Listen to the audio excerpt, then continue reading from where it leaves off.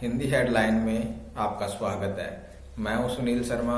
दोस्तों, आज हम बात करेंगे उन जड़ी बूटियों की जो मस्तिष्क के हार्मोन सक्रिय करके शरीर की शक्ति को कम नहीं होने देते। जैसे कि आप सब जानते हैं कि पुराने जमाने में स्त्री संसर्ग की बेकाबू भूख के चलते तरह तरह की औषधियों का प्रयोग करने वाले राजा महाराजा बादशाह लड़कियों को जोश दिलाने वाली दवाओं का उपयोग भी करते थे।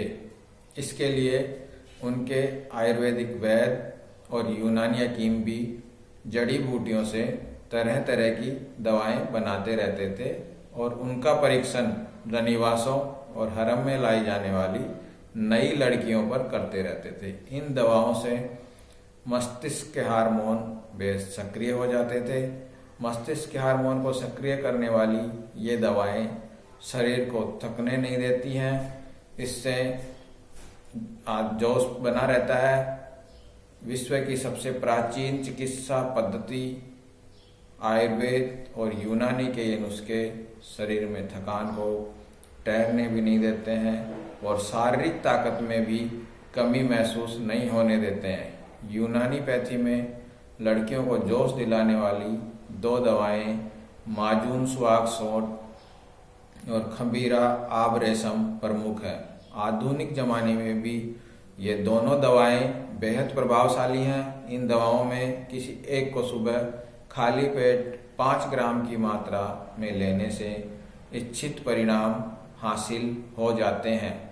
भारत के जाने माने यूनानी चिकित्सा विशेषज्ञ डॉक्टर सैयद अहमद खान का कहना है कि लड़कियों को जोश दिलाने वाली इन दोनों दवाओं का उपयोग अक्सर वे राजे महाराजे बादशाह और नवाब करते थे जिनके रनिवासों और हरम में रानियों और बेगमों की भरमार होती थी। डॉक्टर सैयद अहमद खान का कहना है कि अनेक बेगम और रानियां रखने वाले राजा महाराजा बादशाह और नवाबों का भोजन खास तरह का होता था।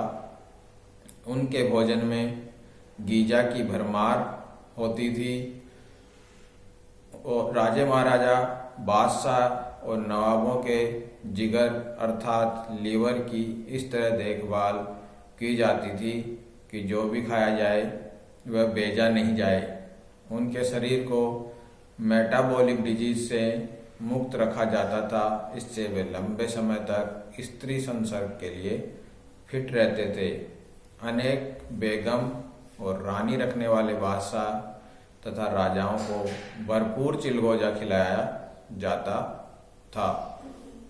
जहां तक कई स्त्रियों से संसर्ग की इच्छा रखने वालों के पौरुष का सवाल है तो ड्राई फ्रूट में चिलगोजा ऐसा मेवा है जो पौरुष बढ़ाता है।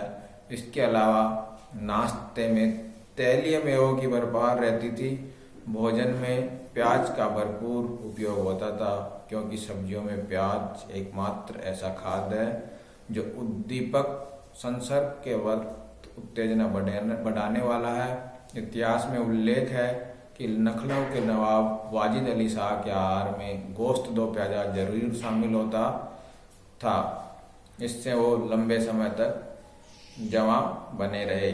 अनेक स्त्रियों से संसर्ग करने वालों के हीमोग्लोबिन को 18 से अधिक रखा जाता था और इसके लिए फलों का भी जमकर उपयोग किया जाता था। नतीजा उनके चेहरे पर शरीर में असीमित शक्ति और बिस्तर पर घोड़े जैसी ताकत बड़ी उम्र तक बनी रहती थी। इसलिए वो लगातार इन चीजों का सेवन करते रहते थे। जब कभी वे पौरुष में कमी महसूस करते थे तो बाजीकरण औषधियां दी जाती थी जिनमें लबू व कबीर, माजून अंजदान, माजून सालद, हब्बे मुमसिक मुकबी, माजून मुगाली शामिल हैं।